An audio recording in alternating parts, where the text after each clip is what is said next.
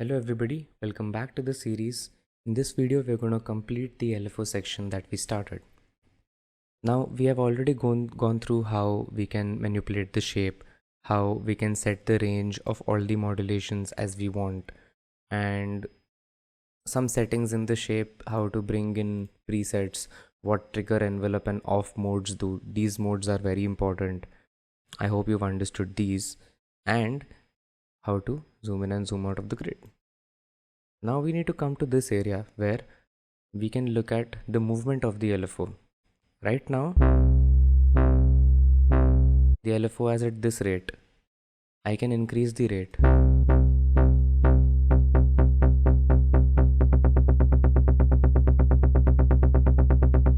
Let me play it with the beat. Now things are gonna get interesting.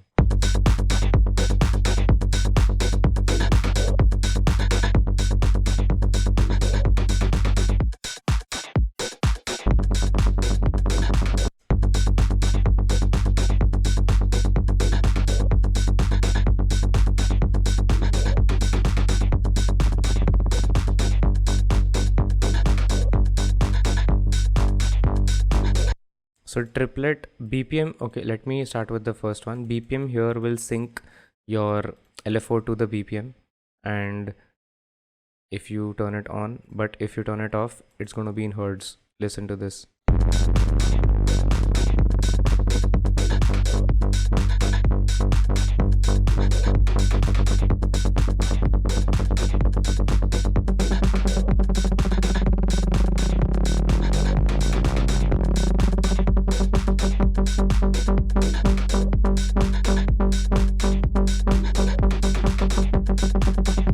Yeah, something like that. Triplets are going to turn on. Triplets give you access to triplets.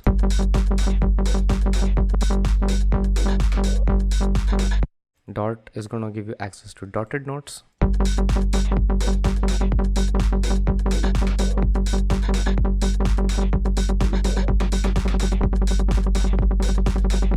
Okay, it's pretty self-explanatory. Anchor is what is important. ANCH. Anchor basically makes sure that when you change your rate suddenly, your LFO stays in time. So now with anchor, listen to when I change the rate.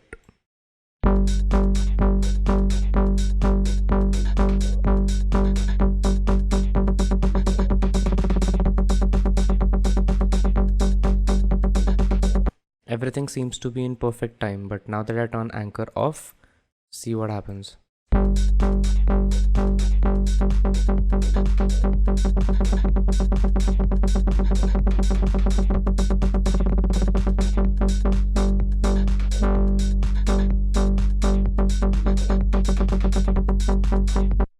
You see how this rate is not in sync with the beats per minute, with the tempo that I've set.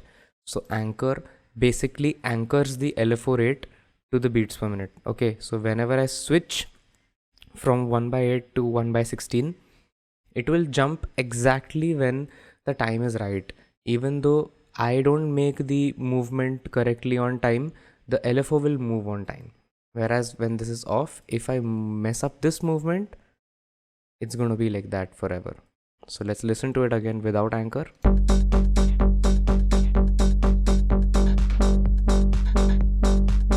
Now that's out of time.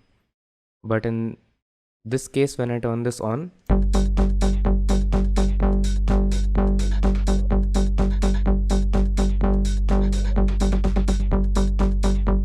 I can really play around with it because anchor keeps the rate anchored to the beats per minute that I've set. Okay, so now that we've done rate, let's look at rise. Okay, rise, you can again see a time value in it. If I set it to a bar, rise basically says that rise, the LFO dry and wet will rise, and it will take 1 bar to go from 0% intensity to 100% intensity. Let's listen to it. Something like this. See.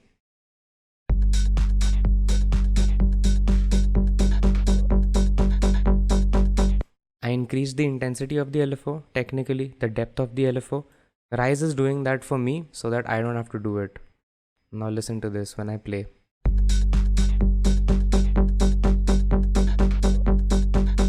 it took 1 bar to come to its maximum intensity. Let me set it to 2.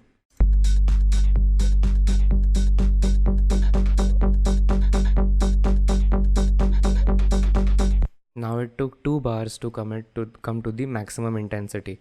So rise is basically just like a fader.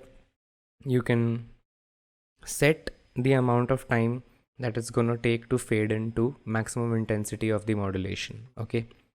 Delay is basically, so delay, I can tell you a story about delay. So imagine our LFO is sleeping.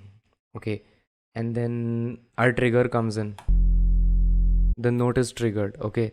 So when the note is triggered, the LFO has been sent a message by delay that, okay, the note has been triggered, but you still have 1 bar before you can get up, get out of the bed and start working.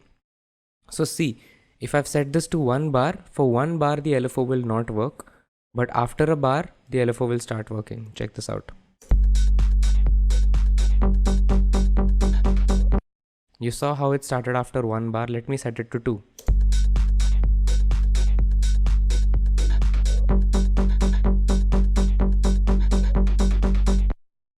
So this is basically how delay works. Delay is going to delay the time that the LFO takes to start. Okay. Before 1 bar, the LFO will not work at all, and after 1 bar, it will immediately start working at full intensity. Now, if you say that you want some rise, so now see what happens.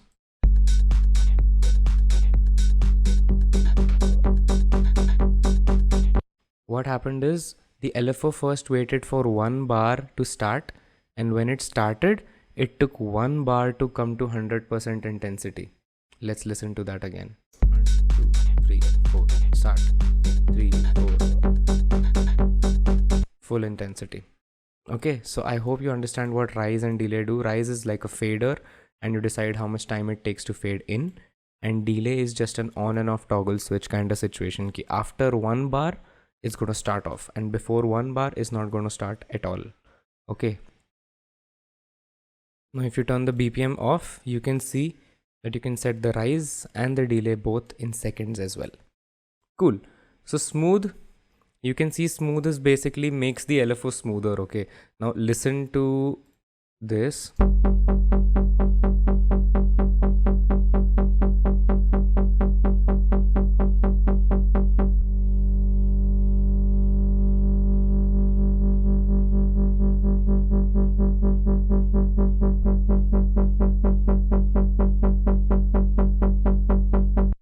You can see the dots over here. Okay, see that the smooth is not actually stopping the LFO completely, but smoothing the movement out so much that the movement is reduced. The movement is happening, but it's very smooth.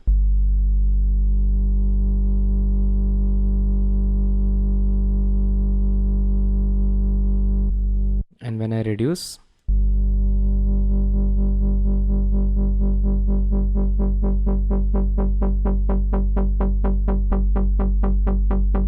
now it's back to 100% intensity.